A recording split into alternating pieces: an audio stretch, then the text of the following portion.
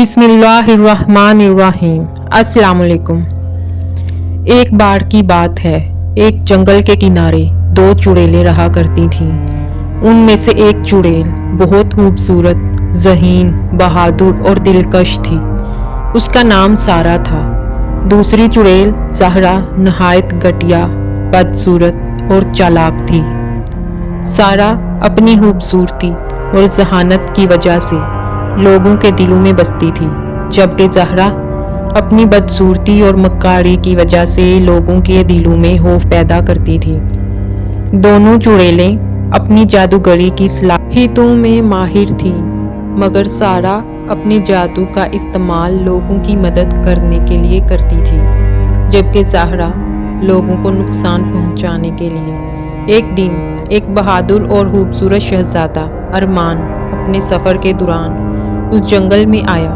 اس نے سارہ کو دیکھا اور اس کی خوبصورتی اور نیکی سے بہت متاثر ہوا۔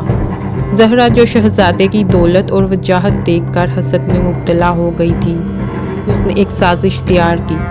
اس نے جادو کے ذریعے سارہ کو نقصان پہنچانے کی کوشش کی تاکہ شہزادہ اس سے دور ہو جائے، مگر سارہ کی ذہانت اور بہادری نے اسے زہرا کی سازش کو ناکام بنا دیا۔